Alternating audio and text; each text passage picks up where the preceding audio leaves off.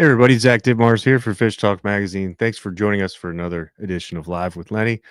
It is December and there's snow in the forecast tomorrow. So whether you're participating in the CCA Pickerel Championship, chasing some winter stripers, or even heading offshore for some of those tuna, there's certainly a lot to consider before you head out winter fishing. So tonight we'll be talking about 10 critical tips for fishing in cold water. I'd like to introduce our angler in chief, Mr. Lenny Rudo. How you doing? Hey, Zach. Hey, everybody. How you doing? Doing pretty good. It is cold. It is cold. I Yeah, had to go down to the boat today briefly just to grab some stuff off of it. And I stepped out of the car and went, I'm glad I'm not on the water right now, even though I kind of wanted to be on the water right now because winter fishing is coming. I have a confession. Did you fish today? It's been 8 days since I fished. Oh, wow. 8 days. Do you believe that? That's tough to swallow. It's a bitter pill. Yes. It's a bitter pill. But you know what I find? When winter first hits and it gets super cold, you're like, oh, no, I'm staying inside. But let a week or two go by, a couple of weeks go by, and then you're like, yeah, I'll bundle up and get out and go fishing because you get that cabin fever and you hear about this bite or that bite. And there are some bites going off. There are some current bites going off, which we'll talk about a little bit in just a moment. But we got some other stuff to cover first. I think we have a couple announcements tonight, right? Yeah, just a few. First off, just want to say thanks to CCA and Yamaha for presenting these Live with Lenny's, and visit Fish Talk Mag /Yamaha for a list of dealers. If you haven't winterized yet, you might as well just keep running the boat. Hey, I'm a strong believer in don't winterize. I mean, yeah, you got to clear the freshwater systems and get all the water out. But I think fogging the motor is nuts and shrink wrapping the boat is nuts because then you can't use them. You know? Right. Well, I just bought some lower unit oil tonight on my way home, and I'm gonna do that this weekend because I'm gonna run the boat. You do have to change the oils. We do have an article at fishtalkmag.com about how to basically like pseudo winterize your boat so you're completely safe, but you can still use it. And what it really boils down to is you got to run the motor if you don't fog it. You got to run it at least once a month. But really, that is sort of the only requirement motor-wise. You just don't want it sitting there months on end without running. You just idle it, bring it up to operating temperature, and then shut it down. You make sure you do that at least once a month. And the motor is going to be fine. This is assuming you have an outboard. Of course, an outboard tilted all the way down, all the water drains. You don't have to worry about antifreeze or anything like that. Right. So we also wanted to mention the CCA giving auction. It is on right now, people. And I got to tell you, I'm on there. A trip with me is in the offers on this auction. And right now, the amount that I'm going for is stupid cheap. Like, literally, I haven't been auctioned off this cheap in many, many, many years. So, people, if you want to go fishing with me, do me a favor and don't let my ego get crushed. Please go on there and up that bidding a little bit. Actually, tons of great trips on there. You got trip with Lenny, again, fossil hunting with Jesse Howe, fishing with Lenny, fishing with Captain Jonathan Bland. This one, we got Greg Shute, you got C.L. Marshall, Tom Weaver. I mean, there's tons. Captain Owen Cock. The prices for most of these are spectacularly low at this point. This is an opportunity to get in. Yeah. This one's Tidewater. I think that's Tidewater Charters, Cape Charles. So yeah, tons of awesome ones. Yeah, and you can grab them. They're low. Well, yours is actually at 480, so you got a couple bids on you. What the heck is that? Come on. 480. Okay, I'll tell you right now, I'm probably going to burn that much in gas. And you got a Yamaha motor on here, 200 horsepower there. I saw that. That's a pretty good price. That's a pretty good price for an F200. I saw that. I was intrigued. And the little mini reef ball, I got to say, I love the little mini reef balls. Absolutely. And that Sagamore Rise, good stuff. It's 55%, I think. It's stiff. You can put that in your outboard. You don't need to winterize. All right. So go ahead and put that link up one more time. Let's leave it up there a little bit so people can get to it if they want to.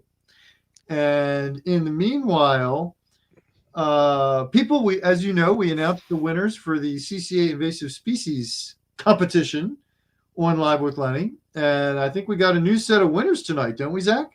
We do. This is for the month of November. So as long as you're participating, and if you're not familiar, this is to catch snakeheads, northern snakeheads, blue catfish, and flatheads. Obviously, snakeheads go pretty dormant. They bury in the mud this time of year. So if you're interested in participating, catfish bite all winter long. They definitely are much more cold tolerant. They're pulling monsters out of the Conowingo right now in the dam pool. So it's free to participate. And yeah, this is for last month. So we got another month to go. And this will run through February, I think, too. So really 3 months more for this annual one. Cost free, people. Cost free to enter. And you're helping out the environment while you do it, because this gets the data that's collected into the scientists' hands. So it's a really good program. Zach, who's going to win tonight? Shane Stripey. Congratulations. 9-quart angle dry box. Very nice. It might be Shane Strebe. So sorry, Shane, but I don't know. That's how it came through the email. But last month it was Shane Strebe, so he won last month too. So multiple chances to win. He won a prize last month. He won a prize this month. If you're out fishing, and that's a nice prize. I know you have one of those that you've used for your kayak and then for your boat. And I got to tell you, Zach, I remember seeing that the last time we went out after blue cats, and you need to win one.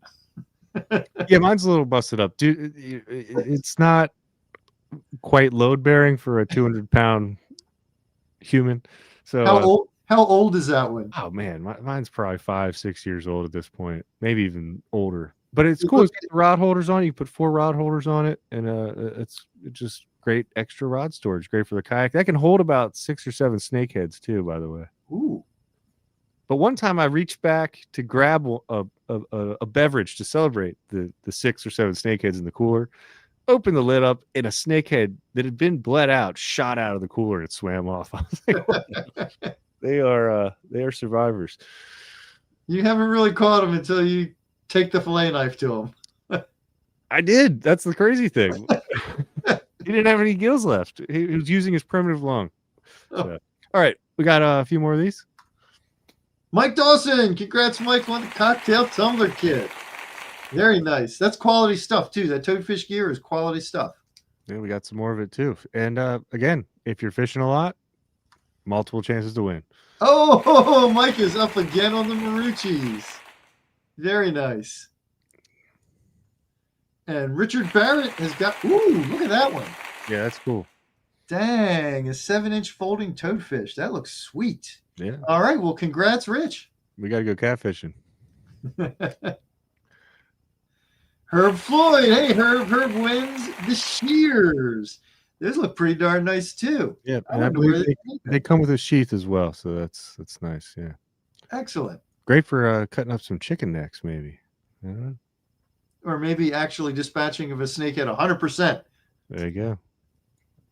All right, and so a few months ago they announced the Upper Bay prizes. If you're fishing basically north of Back River, you qualify for a special Tochterman's prize, and you got one more month of that. So December, Upper Bay Catfish will qualify you for a Tochterman's lure pack.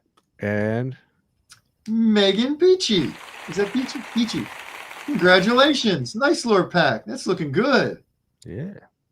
All right. Congrats, everybody. And check out the invasive count. Very cool. That is one sweet prize right there. Actually, those all are. There's not a bum amongst them. That's a good batch of prizes. Mike says, woohoo. Congrats, Mike. Big winner. Hey, Tim says, hey, Tim, you use those Akumas yet? Come on, man. Where are those Akuma catfish slayers? Carl, what's happening, man? So I want to remind everybody while Zach is popping these comments up, don't forget, if you got any questions throughout the course of this conversation about the hot bite, about the winter fishing tips, pop them right into the comments. Zach will get them up on the screen, and we will get them addressed. That is why we do this, so we have the chance to interact. And, if you got any questions, we're going to do our darndest to get them answered. Now, that said, Zach, shall we move on to the current bite? We got a great picture to start with. I love this one. And we're going to go by geography from north to south. So why don't you go ahead and pop that first slide up there? And like I said, I love this one. Look at the smile on this kid, right? Right? That's a beautiful crappie. They caught a bunch of them. There were, I believe, also some yellow perch in the mix.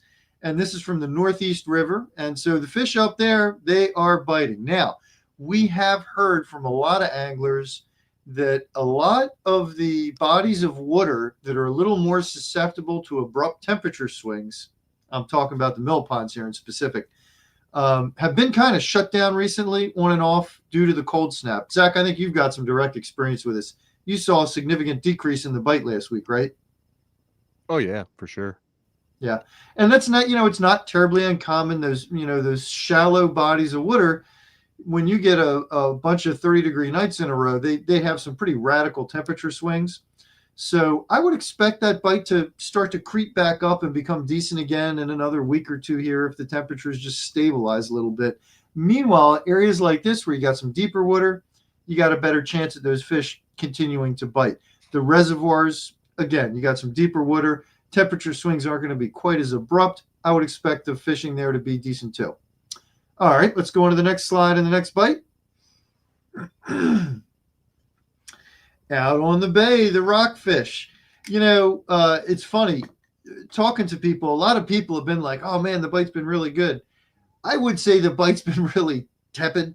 It's been, it seems good because it's been so bad for so much of the last couple of years, but in reality, if you go out with 3 or 4 guys and you catch a limit, I mean, that's not a lot of fish by the standards we might have measured by, 10 years ago. Now, that said, it has been possible to catch 3, 4, 5, 8, 10, maybe even 12 fish in an afternoon of fishing. Most of the time, in recent reports, the trollers have been doing significantly better than the jiggers. And I think this is in large part because the flocks of birds that have been forming are very rapidly breaking apart. If you're the first boat to get to them, yeah, you're probably going to catch a couple fish. If you're the second boat, maybe you'll get a fish. After that, forget about it. By then, the birds are long gone. And I think that has a big bearing on the results, right? So the guys who are running around going from bird to bird to bird to bird, you're scratching out fish. The guys who are trolling and they're just kind of meandering through the zone where those birds have been, they're doing better. They're doing better. I do want to mention we've heard now, I think, from 3 separate readers that spoonbrellas have been particularly effective. So if you got some spoonbrellas, make sure you put them out in the mix. If you don't have them, you might want to grab them. The hot spots really haven't changed over the last month. It's kind of been Eastern Bay, south of Poplar, the Chop Tank, mouth of the Chop Tank, and kind of that's been on the south side. Really even kind of a stretch to call it the mouth of the Chop Tank. It's sort of south of the mouth. And then on the west side, Chesapeake Beach, North Beach, Franklin Manor. Now, first question here, have any big ocean fish come in the bay yet? I've heard some scuttlebutt. I've heard we saw, right? I've heard so-and-so said they got 1. I really haven't heard a lot. I have no verified reports from Maryland waters. Now, once you get south of Maryland waters, yeah, we've had a few pictures from down south, the CBBT zone. Excuse me. I think we had 1 solid report from the Rappahannock, or it might have been the York. I think the Rap, though. But it's still initial, very early reports. And, not even 2 weeks ago, we were hearing about the hot bite off Jersey. So I think the fish are just starting to make their way in. Now, that doesn't mean it couldn't go gangbusters tomorrow. In the last few years, we had a few reports from Virginia waters, not many. And then the next thing you know, they were exploding in the Middle Bay. So, it's super hard to predict. It really is. There is no predicting it. And I can remember seasons years ago where in early mid-November, they were already as far north as the Bay Bridge. And then some other seasons, they decide to go to North Carolina. They don't even really come in. So Really hard to say, but I don't have anything solid yet. It's just the early scuttlebutt. All right, let's see. Can we quantify an inches bigger ocean fish? Jesse, thank you for that, Jesse. In my mind, you're talking, upper 30s, 40 inches and over. A 30-inch fish doesn't really qualify. That can be a resident fish. 32, 33, you're on the border. 35, okay. That fish is probably migratory, right? The scientists tell us that once they get over 30 inches, they're generally migratory, most of them. So, I kind of use that as the bar in my head. All right, Zach, let's go into the next one, please. And we're going to work our way south. Not too far south. We're gonna pause at the Patuxent. I got a real specific reason for throwing this one in here, people. Before the last fishing report last Friday, this is Eric Packard, one of our best contributors. Guy fishes daily. He knows what's going on. He caught this fish and some others in the lower Patuxent. And honestly, people, I hate to not include information in the reports, but I didn't include it. But I think my reason why is pretty good. Zach, can you make that picture bigger? I wish we could zoom in on the fish's mouth. Its air bladder is popping out. The fish suffered from barotrauma. Now, this is not uncommon when you're reeling in fish from, 60, 70 feet of water, and that's where these fish are. That's where this bite's going. It's in the super deep water in the Patuxent. And Eric said he caught a couple perch, and then he caught a rockfish, barotrauma. And so he quit. He left. Now, Eric is not hard-pressed to catch a fish. He fishes every day, and he knows better than to reel up fish that are getting barotrauma one after the next. Personally, I kind of hate the idea of spreading the word about this bite because you're going to be killing fish, whether you want to or not. And if you reel in a 10-inch rockfish that's schooling with these white perch, it's probably not going to survive. If you reel in a 6-inch white perch that you really don't want to take home, it's probably not going to survive. And then after leaving that out of the reports, it was in the Maryland reports, I think at some point, the DNR reports, and then also a friend took a picture off the bridge over the Patuxent as he was going over it and sent it to me. And it was a bunch of boats parked on these fish. So word of this bite is obviously out. I hate to discourage people from going and catching fish, but this is not a bite that I want to encourage partaking in, honestly, because you're going to kill fish. Now, if you have a fish descending device and you know how to deal with barotrauma fish, it's a different story, right? You can put these fish back down successfully. On the bay, we don't see barotrauma very often because we're usually not fishing so deep. And I don't know of anybody who carries a descending device on their boat. If you do, God bless you, go for it. But short of that, really, I think this is a bite we should leave alone. I just hate the thought of folks reeling in these fish, rockfish included, little rockfish, young rockfish that we need. I hate the thought of them getting zapped for no reason. So anyway, that's what's going on there. Why don't we go to the next slide, Zach? Let's keep moving right along. And this one's from farther down south. All the way down. Oh gosh, was this the Elizabeth? It might have been the Elizabeth. It might have been the York. No, I think it was. Actually, I think this was an HRBT fish. The Virginia guys are getting some decent numbers of rockfish, including slot rockfish. It is a better bite at night. It's not exclusively at night. So if you're down in that zone, this is kind of your chance to go get them.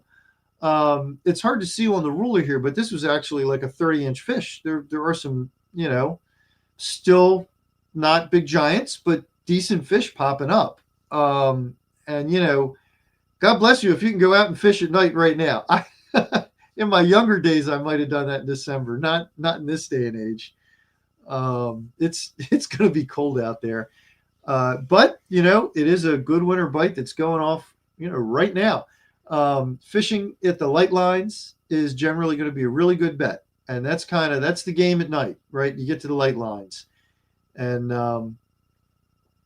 now's the time. If you're down in that zone, now is the time. All right, Zach, why don't you go ahead and take us to the next slide, please? That's kind of the roundup of the hot bites. Now, here we got a pickerel. Where's his head? I intentionally cut the head off. That's gold. I didn't want to scare all the viewers. That's Can gold. anybody guess who's holding that fish? The pickerel bite, like I say, it has been kind of stifled in some of the shallower zones right now. Pickerel are not a deep water fish. We did also get some reports from the Baltimore creeks, which are not, like the mill ponds, so shallow and susceptible to major temperature swings. But again, it was the same. It was a handful of fish, whereas a week ago they were getting dozens of fish. And so I didn't want to necessarily highlight that as a bite tonight. I think it will be again in another week or two. But for the moment, what I wanted to show you was Zach's gloves. If you're going winter fishing, tip number one is get some really good winter fishing gloves. Because if you don't have them, what's going to happen is you see guys who put on ski gloves till they get where they're going. Then they take them off and fish, and their hands go numb in 45 minutes. Or you see guys who wear the ski gloves while they fish, then they can't feel anything. And what you hear over and over again is, oh, I think that was a bite. Oh, I missed it. Like, you can't fish effectively with ski gloves on. You just can't do it. What you need is fingerless gloves like these that have a fold over mitt you can use to cover your fingers and warm them up when you're not actually casting. Zach, what brand are these? Do you recall offhand? Yeah, those are Cast King.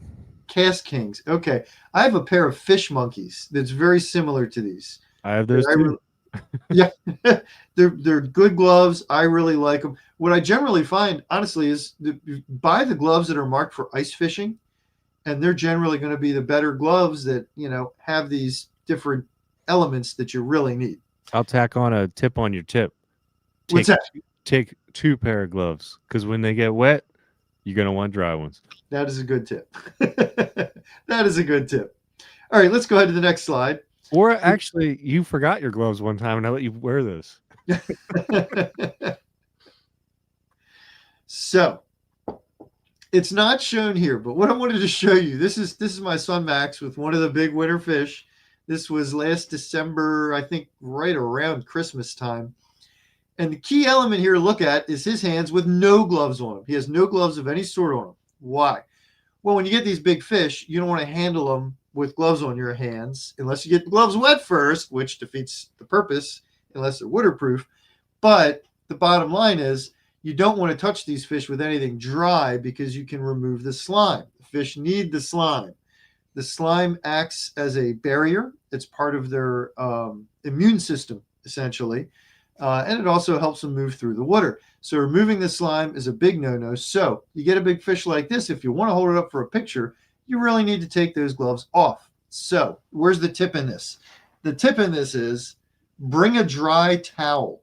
Whenever you go winter fishing, bring a dry towel. And in that way, you can handle a big, gorgeous, beautiful fish like this without harming it, and then get it back into the water and then dry your hands off. Carl's saying a pair of snap-on spandex gloves seems to work well. Interesting. I hadn't come across that one, but that sounds perfectly reasonable. Yeah, I used to use neoprene. I think you can keep they're designed to be wet and keep your hands warm, and I don't probably less hazardous to the fish. Interesting you would bring that up. I used to have a pair of neoprene gloves too, but I found that they didn't keep my hands very warm. Now you got to get like the 2 or 3 millimeter ones. Yeah, it could have been the brand or the type. I really don't know, but I kind of put them down after that. The fish monkeys are waterproof on the outside. They don't get wet unless you get water right at the top, the finger cuffs. And if you get water right there, then they soak through. But, these things are important because if you're going winter fishing and you get, say, wet hands or freezing cold hands, you can't keep fishing. You just can't. And if you do, you're miserable and you're not going to feel bites. So this stuff actually adds up to catching more fish. It's really important to the fishing itself. Less important than the next thing we're going to talk about. Go to the next slide, please, Zach. Safety gear. Um, I don't even know how to broach this topic, but I'm sure most of the people watching this right now are well aware that we lost really a Bay icon a couple weeks ago when Lonnie went missing, and his boat was found. He hadn't been found yet, and we don't know what happened. We can't blame it on the gear. We really don't know what happened at this point. But the bottom line is, you've got to have the right safety gear to go winter fishing. I mean, it is a imperative. The first thing we see here on the left is a dry suit. And Zach, you want to tell me how critical that is if you're what? Kayak fishing. Kayak fishing. If you're going to get on a kayak at this time of year, this is a must. This is not a if, this is a must. Zach, how long have you had a dry suit? Oh, several years. It's a bit of an investment, but you take care of it, and it lasts quite a long time. And a lot of the companies will service them for you as well. I believe I have the Kokatat brand. NRS is another good one. Gill, I think, just started making them. Obviously, that's a reputable brand as well. And I mean, you could even do it yourself. It's just some like adhesive to reseal the gaskets and stuff. So there's also a couple different kinds of dry suits. Um, there's fully dry, which have latex around your neck and your wrists, and then there's neoprene ones that are semi-dry. I've used both, and it's important also to float test once you get one, and you should float test it every season when it's not too unbearably cold, just to make sure yours doesn't have any leaks. The neoprene ones will drip a little bit of water down your collar, but they're still like 99% dry. And these also give you flotation, right? Absolutely, because it's like a big air pocket, Right. Um, So, yeah, so if you go ahead. You know more about this than I do. oh yeah, that's about it. You can layer up really good inside, and it does keep you warm if you're warm. Make sure you get a suit with a relief zipper. That's a key one. That's a key tip. I imagine that counts for a lot. I have bibs that do not have a relief zipper, and I hate them for that. Yeah. All right, next item up, one to the right, we got the float coat. And if you've ever looked at a picture of me fishing in the winter, you've seen the float coat. This is what I wear. I've been wearing a float coat. Wow, I decades. I don't know how many years. That looks like Wayne. Wore his dry suit when fishing on Lenny's boat in December. If you want to, yeah, I remember that. And it's a great windbreaker when I was bombing along. We don't hold back on the throttle just because it's cold. You got to suffer through that part. We get where we're going. Yeah, so you can wear it on a boat too. Now, the float coat, I think, is a great option if you're fishing on a boat with a bunch of folks. It's got the life jacket incorporated into the jacket itself. The foam is sewn into the fabric. Here's the big bonus to the float coat. That foam is insulating. That is the warmest jacket that I own, bar none. I don't really go skiing, but if I were going to go skiing tomorrow, that's the jacket I would pick out of my closet. When I go ice fishing, that's the jacket I wear. It is the warmest jacket I own. So not only will it keep you afloat, it is a USCG certified life jacket. So not only will it keep you afloat if you end up in the water, it will also keep you warm while you're on the boat. Now, in the upper right, obviously, if you don't have, let's just say for the sake of argument, you don't fish much in the winter. You're going to go one time. You don't want to invest hundreds of dollars in any of this stuff. What are you going to do? You still, at the very least, should put on a life jacket. I have lost one time. I lost someone overboard in January. This was in the Rappahannock. We were down in the Rappahannock, and we were trolling for winter rock. And he got up on the side of the boat to grab an outrigger that had swung out. The mount broke, and he was trying to pull it back in. Kevin's saying he swears by the float coat. Thank you, Kevin. And as he grabbed the outrigger, it fell out of the mount, and he went right over the side. Now, we got him back in an instant. I mean, we had him back on board in under a minute. But here's the thing.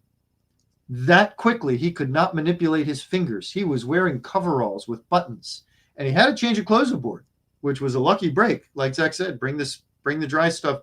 bring the extra so you got dry stuff. But he got on the deck, we got him back on the deck of the boat, and he was fumbling with these buttons with his fingers. That quick, he could not manipulate buttons with his fingers. So I don't care how strong a swimmer you are, what you think, when you're talking about water this cold, it's just different. So you got to deal with this. Now, you may see below the picture of that life jacket a picture of a VHF radio. Pop! Surprise, people! We are now going to have an unexpected prize giveaway. Okay? Unexpected prize giveaway. The prize is going to be one of Wayne Young's books. He has a book on safety, fishing in the winter. He's got it. Zach, you want to throw that cover up there? I think we prepped the cover. Right there it is. Chesapeake and Delaware Bay Recreational Fishing Safety. I do also want to mention, just in case you were wondering, Wayne also has a new book out, one on fishing the West Side Virginia zone from like the Pamunkey down to Mobjack. And if you know Wayne's books, he details the hot spots. It's in the same genre of book. That one's out now. But right now we're going to focus on how you can win a Chesapeake and Delaware Bay Recreational Fishing Safety. Wayne actually said he would provide 2 books for prizes. So the first 2 people who respond correctly to my question in the comments are going to win a free book. And it's a very simple question. You saw that VHF radio. You've got one on your boat, or you have a handheld maybe. That's not good enough. What is it you have to do to radically increase the safety margin of using that VHF on your boat? Winter, summer, fall, any time of year. There's something you got to do, people, to make that VHF really work in your favor. It turns it from a communication device into something even better. Who knows what it is? Come on, punch it in there. I know we got 2 people who know. And if you got a boat and it's got a VHF and you don't have this taken care of, I'm going to say shame on you. Come on, punch those responses in. What does it say? I can't see it. NMSI. So that's essentially a correct answer. Do we have any others on there, Zach? Correct. You guys are winners. It's DSC, Digital Selective Calling, which you have to activate, which means connecting it to your GPS. It takes all of attaching 2 wires, people. There are wires coming out of the back of your GPS unit. They're NMEA 2000 compatible so that all the units can talk to each other. This is just like 2 wires. You Google the owner's manual for your unit. You'll have it in no time. You'll know how to do it. You connect the 2 wires, and then going back to that last one, the MMSI number, you have to register for an MMSI and program it into your unit. Okay? If you're a Boat US member, it's free. If you're not a Boat US member, they do give you a minimal charge, 20 or 25 bucks. Now, what does this do? When you press the emergency button on your VHF and you transmit to the Coast Guard, it immediately broadcasts your GPS coordinates along with the VHF broadcast. Okay? So you've got an emergency, you click the button, you grab the mic, you call the Coast Guard, it pops up on their screen. They know your exact location immediately. They also know, since you registered with the MMSI, the type of boat you're on, the size of boat you're on, your name. They get a bunch of information that normally they would have to ask you, which takes time. And if you're broadcasting on the VHF in an emergency, one thing you probably don't have a lot of is time. So getting that VHF DSC active is an absolutely critical thing. Now, I do want to also mention, if you have a GPS that has if you have a VHF that has integrated GPS, all you have to do is register for the number. You don't have to even attach the wires. And when I got my boat, the Camus, it's been 3 years now. I intentionally got a VHF unit that had GPS integrated. It's not that much more expensive. I intentionally got one with it integrated just so that I could never would have to worry about, those wire connections coming apart or something, maybe the GPS would fail and the VHF would be working. I don't have to worry about that. It's all in there in the VHF. And if I ever transmit to the Coast Guard, they're going to know exactly who I am and exactly where I am. So critical safety, you got to take care of that. All right. We had one more item on that last slide. That is the text messenger. I do like these. This one's an InReach. There's also the Spot. There are a couple others. There's a Bivy Stick. I like these because if you're in an area where you're either out of VHF range, out of cell range, whatever, you can text or hit the emergency button and still get help. And they're basically worldwide. Anywhere you go, they're going to work. I mentioned the cell phone. A lot of people think, oh, I got the cell phone, I'm fine. The cell phone is useful in certain circumstances as an emergency device. But I got a question for you. Do you know the number for your local Coast Guard station? Because if you don't, you're going to have to call 911, and then they're going to have to route you, and I don't know how long the delay is going to be and what's going to happen in the meanwhile, right? A VHF is still a better way to contact emergency services. When it comes to the satellite messenger versus a cell phone, I honestly don't know which is faster. But, there are times when you reach for the cell phone and it doesn't work. If there's anybody who has not ever been surprised that they can't make a cell phone call because they don't have service, please raise your hand. Right? I didn't think so. All right. Enough about the safety stuff. We got our winners. People, why don't you PM Zach your information or email me, lenny@fishtalkmag.com. We'll link you up with Wayne. He will send you your copies of the book. And don't forget, people, there's also a new one now on the west side, Western Shore.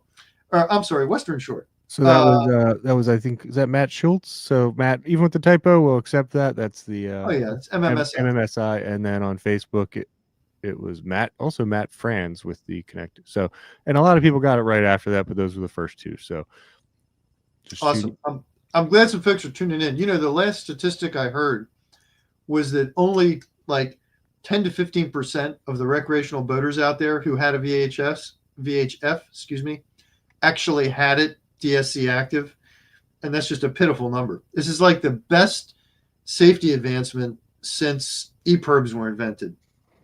And it's been around for a long time. Chris is saying, do I prefer Spot over PLB? Chris, I got to say, in this day and age, I think they're probably about equivalent. I don't think it's a huge difference either way. The one thing being with the satellite messengers, you do get the ability to send either pre-programmed messages or in some cases text them directly. It's nice to have that two-way communication, right? But you set off a PLB, they're going to pay attention. So, and Lars is saying personal EPIRB, right? That's a PLB. Yeah, absolutely. Toby's saying at 50 degree water, you 10 to 15 minutes to use your hands, so grab a ladder. Yeah. And it differs by person, right? Just how affected you are. And every drop in temperature below 50, it just gets shorter and shorter and shorter. So you really got to treat this stuff seriously. This is a big deal. It's a big deal. Right. So we have a big update. So, just don't want to cut you off guard here, but oh, Jesus. Several guys have commented, so okay, I had not heard that yet. That is breaking news. So, well, you know what? I mean, as awful as it is, I'm glad it didn't just go on and on. Remember, there was someone who was lost, I think 2 years ago in the Potomac, and they weren't found till spring. So, major bummer. I'm sure at some point we'll find out exactly what happened. I just want to say, for posterity's sake, Lonnie was like the nicest guy in the world. You are never going to meet a nicer, more generous guy than him. And anybody who knows him knows that's true already. But is what it is. We don't even know at this point if something else happened and the cold water had nothing to do with it, or if it was all about it. We don't know. But I guess, hopefully they'll be able to tell us something more soon. Thank you for that, Zach. Let's go on to some more winter fishing tips. What's our next slide here? Oh, the jerk bait. Why did I put a jerk bait on here? Is it because I love jerk baits? No, it's because a good winter fishing tip is to remember to slow down your presentation. Now, bass guys love jerk baits for cold water bass fishing. And the reason is because you get a suspending jerk bait, you can twitch, twitch, stop, and just pause. And it's representative of kind of the way of, the way you fish that is often significantly more effective in the wintertime. I mean, fish are cold blooded creatures. As the temperature goes down, their metabolism goes down, they get slower and slower. This goes for rockfish on the bay too. At some point, and I don't want to put a number on it because, every fish is different, every day is different. But at some point, as the water gets colder and colder, it becomes more effective to stop snapping that rod tip and start giving it a long, slow sweep. And, if you're out there and it's cold and you're snap jigging and you're not getting bit, well, try slowing down. Try giving that slow sweep. You're going to find that there will be days in the wintertime when that's going to catch you more fish. If you're fishing in freshwater, you're going for bass, pickerel, whatever, instead of using the crankbait, go to the jerkbait that you can stop and just pause and it'll sit there. That can have a big effect. All right, let's go on to the next slide, please. Before I do, there's just a few comments since we were still on the safety. Rich suggested to not go out alone, and Toby suggested it's irresponsible to fish alone in the winter. As a former kayak guy, I'd just like to say I went out alone a lot, and in doing that, leave a float plan.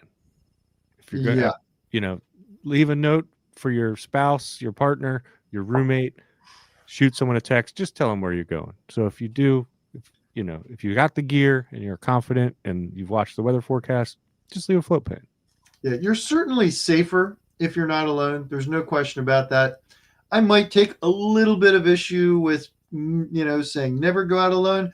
Only reason being, if you're super duper careful, even in the middle of the summer, you're at a greater risk if you're alone. That's always true on any kind of boat, in any kind of fishing, kayak, powerboat, whatever. You are always at a greater risk if you're alone. You really are. And you do need to take precautions and measures. And there's, different levels of risk for different people. When I was in my 20s and 30s, heck yeah, I would have gone out alone. Today, I would think twice about it. If I fall out of the boat, I'm going to have a much harder time climbing back into that boat right now than I did 30 years ago. It's just a reality, So everyone's got to make their own decision. Everyone's got to make their own choice. But yeah, there's absolutely no question. When you're alone, you are certainly at more risk. And as far as the kayak fishing goes, Zach, you get like a buddy, and even if you're not together, you're on the same body of water, within shouting distance, radio distance? We usually carry VHFs for communication on one of the public channels. Okay, there you go. Or walkies. Got some walkies recently, so I hand those off. Perfect. You handed those off to me one day and then proceeded to say, I got one, when I wasn't catching anything. It's killing me. That's why I bring them. So the question here is jerkbait or spinnerbait better for pickerel? And I don't believe there is a solid one-size-fits-all answer for that. There are going to be days when one or the other will be more effective.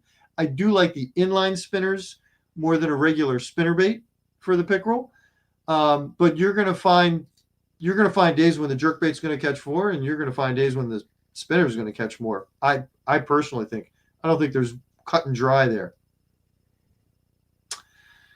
All right. We ready to go into the... Well, we got another one. I bought a long-handled metal fish grip, so I have to reach over the side of the boat to pull in my fish. Helps minimize the risk of going over the side. Oh, that's interesting. So I like that. The one thing I'm going to say is I don't know the science behind this. I've had people tell me recently that some of the metal fish grips that are aggressive can be damaging to the fish. I don't know if that's true or not. And I don't have direct experience with it, so I can't make a judgment call on it. But I have been told that. So it may be worth some examination if you're getting, I think it was with big fish when they're thrashing out of the water. Um, Worth investigating a little bit. The plastic ones, I've had some of them that they're not reliable. The fish get out of. And I know you have too, Zach, because you handed me a pair on your boat and the fish got out of them. Yeah, and I left him at the boat ramp. Did you really? Yeah. On purpose? Yeah.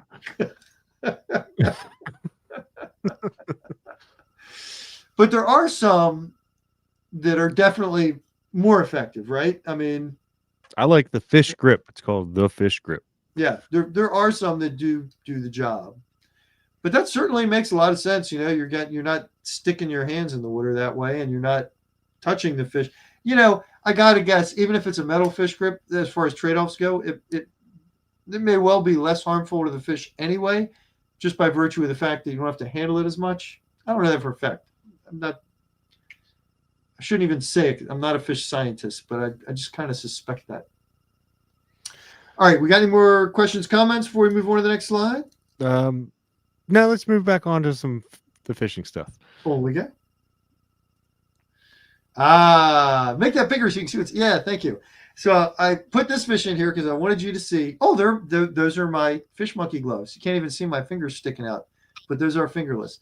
So I wanted everyone to see the minnow hanging out of the fish's mouth. This is a very simple tip.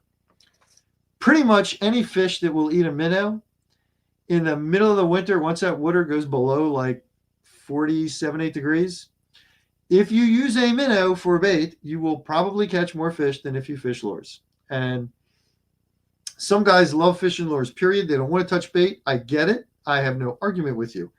But if you want to catch more fish, using the live bait will pretty much always help quite a bit. Now, when it comes to yellow perch, I've done it both ways a bazillion times. I really honestly believe I catch about twice as many when using live minnow. Wintertime pickerel, once it gets that cold, I personally find that I catch a whole lot more pickerel using the minnow. Now, there are exceptions, right?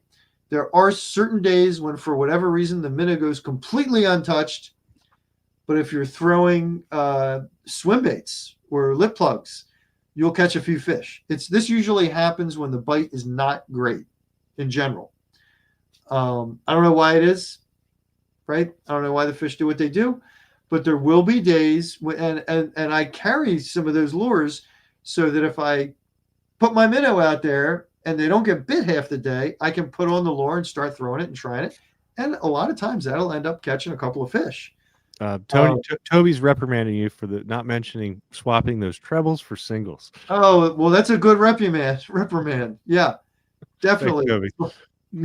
Where did we have trebles? I missed it. Oh, look at that. Shame on me. I just ripped a picture of the jerkbait off the internet. Dang it. Oh, darn shucks. All right, Toby, you got me, man. And if you're participating in the CCA tournament, you have to use inlines. It's part of the rule.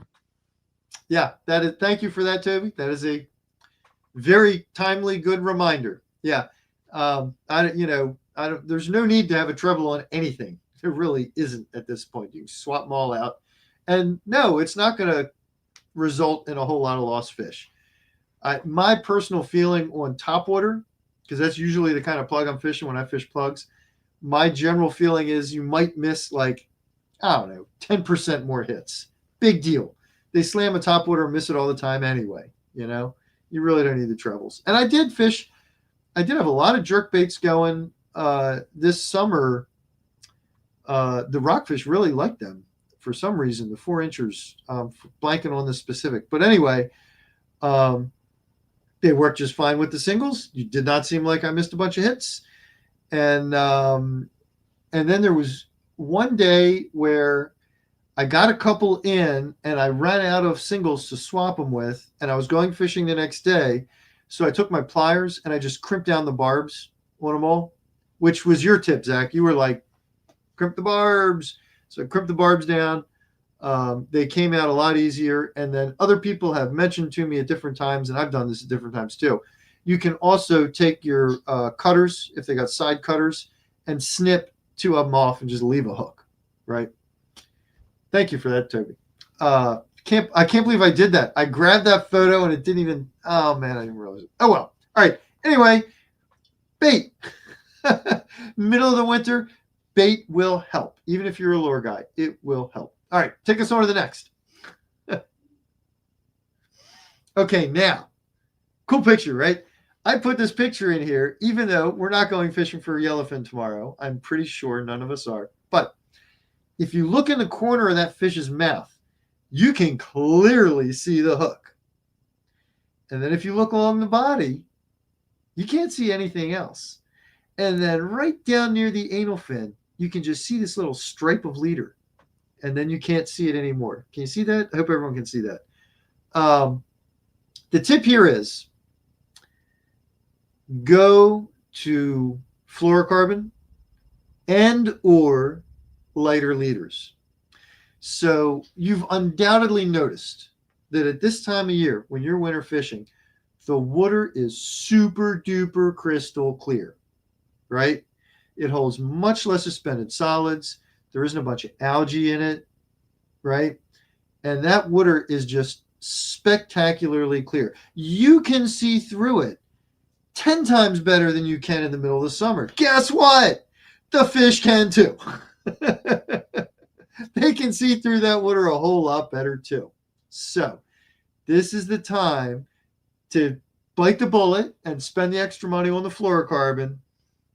And if you're not getting bit, downsize it. In an application where you might normally use 40-pound leader in the summertime, you might want to consider using 30-pound leader. You might find you get more bites.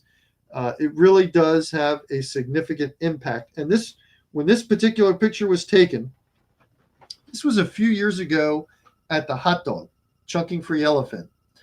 And if you put 40-pound test leader on your line, you would not get a bite. It had to be 30-pound test leader, which is kind of painful, right? It takes a long time to bring in a yellowfin on 30-pound. But you had to do it or you just wouldn't get bit. And that, man, that fluorocarbon, using fluorocarbon and dropping size can just make a monster difference in the catch. One caution, there will be times when you don't want to go too light. A great, for example, is when the big rockfish are in the bay. I don't want anyone using 20-pound leader because that forces you to lengthen the fight, right? You really want to be using more like 30 at least so you can bring those fish in relatively quickly. Another great example is pickerel. If you're using, 10-pound leader, you're going to get a lot of bite-offs. When I pickerel fish, I generally use 20-pound leader, which is way bigger than any of the fish. You're not going to catch a 20-pound pickerel. If you do, you've got a new world record. But that gives some more chafe resistance for when they start chomping. So the heavier leader helps here. But as a general rule of thumb, winter fishing, fluorocarbon, drop leader size. All right, let's go to the next one, Zach. This is a fun one. Size matters. Size matters. In the wintertime, as a general rule of thumb, bigger baits are often more effective, mostly because the fish don't want to expend a bunch of energy chasing after a small meal, right? I got a 3-inch bunker here and a 10-inch bunker here. Which one gives me more nutrition? Which one am I going to work for? I want the bigger one, right? Now, there are going to be exceptions. There were a couple of days, I'm trying to remember if it was last winter or the winter before last, when the big fish wanted 5-inch baits. But 99 times out of 100, when you're going for those bigger fish, if you throw the 8, 9, 10-inch bait, you're going to do better than if you're throwing the small stuff. Now, I will readily admit you're going to catch a lot few smaller fish. When we're working on these big rockfish in the middle bay, you've got 25 to 35-inch fish mixed in with the 40-inch plus fish. When you go to that 10-inch bait, you're not going to catch a whole lot of 20 somethings, and there are other guys on the boat throwing 5 inchers, you're going to watch them catching fish, right? But if you're focused on catching the big fish, period, you don't want to mess with those smaller fish anyway. They are essentially, every time you hook one, that's time that you're not fishing for the bigger fish. You got to reel them in, take them off, recast, fix your lure, whatever. And going to that 10-incher, yeah, you're not going to catch the 24-inch fish. But if you want to catch those big ones, size absolutely matters. Interesting, I keep bouncing back and forth between rockfish and pickerel. I'm going to do it again. When you're fishing for pickerel in the middle of the winter, the bigger the minnow, the better. You cannot get a bull minnow too big for a 20-inch pickerel to eat, much less a 26-inch pickerel. So size matters. Size matters. And again, there will be times when it will be different, and the fish are only going to want this, 5-inch bait. It's generally going to be because there's only 5-inch baits around. There are they're not eating anything bigger. But that's the exception, not the rule. Most of the time, the big bait, size matters. All right, next one, please, Zach. Well, if there's anybody who fishes on the Chesapeake Bay who was not born yesterday and hasn't been around for at least, a season or two, you might not recognize this place. Everybody else will recognize this place. Yes, this is Calvert Cliffs. But the point of putting this picture up was to say, find warmer water. Now, Calvert Cliffs is not the only place you can do that, right? On the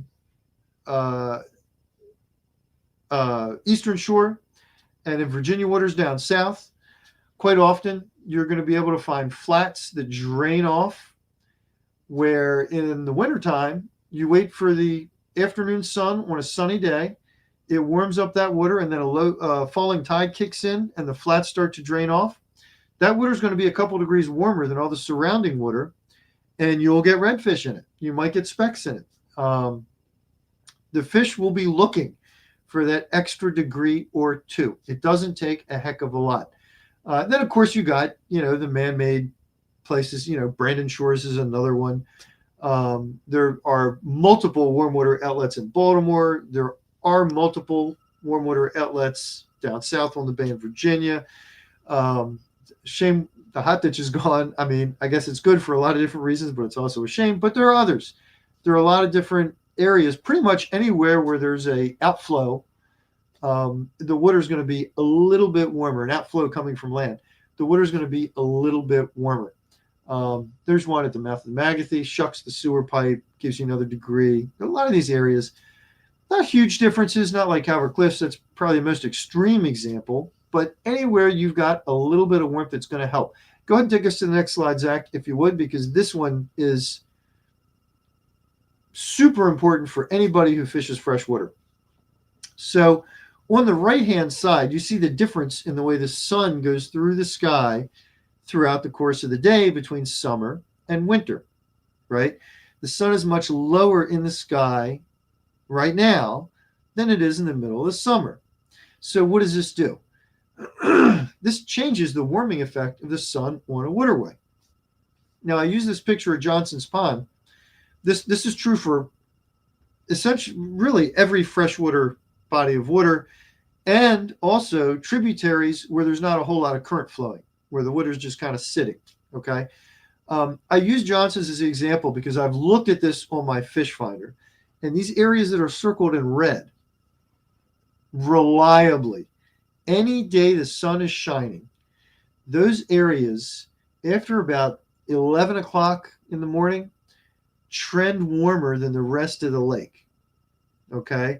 Usually, there's always a difference of at least a degree. Usually, it's more like 2 degrees. On rare occasions, you'll see a 3-degree difference. Why is this? So as that sun is lower in the sky and going around the horizon, it's the northern edges, it's the northern exposure that gets that sunlight the most, gets it more than anywhere else.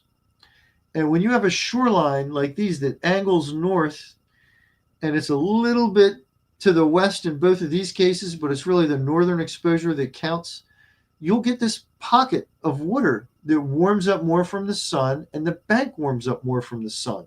So the water up against the bank is even warmer. It's really a pretty significant difference. You can look at your fish finder and look at the temperature and see it. And I've seen this so many times here, I don't even know how to count. Now, Zach, you fish Johnson's regularly, right? You look at this picture and you tell me, have you ever caught fish in these two areas? Definitely not.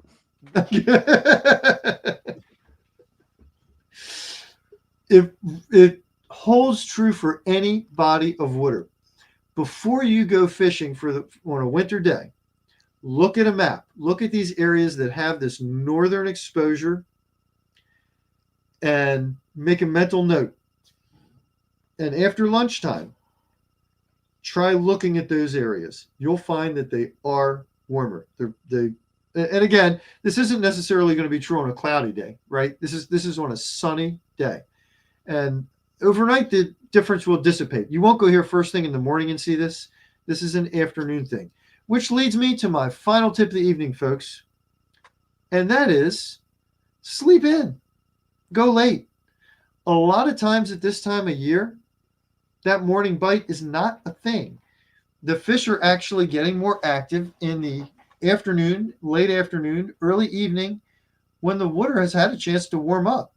Now, personally, this is my favorite thing about winter fishing. I don't like to get up early and greet the sun over the water. Yeah, it's beautiful, but I don't want to get up that early. All right. I like to sleep in a little bit. So, one of the awesome things about winter fishing is that, generally speaking, again, of course, there are exceptions. Hey, Dave, it's absolutely my favorite. There will be exceptions, right? Of course, there are always exceptions when you're talking fishing. But as a general rule of thumb, late afternoon is a better bet during the winter, certainly than versus during the summer, spring, or fall. Woo! Well, we just barely made it through all those tips in just a little bit over time. If anyone has any remaining questions or comments, please be sure to pop them in there right now, and Zach will get them up. Zach, what's your best winter fishing tip? Huh? I think you covered them. I don't know. I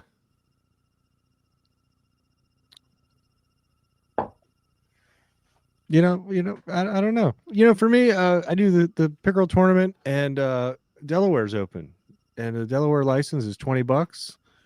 It's a great time to explore some new areas. If you have a small boat or a kayak, I went to a new pond in Delaware the other day. It's pretty cool. Probably won't go back. It's hard to fish. It was really shallow.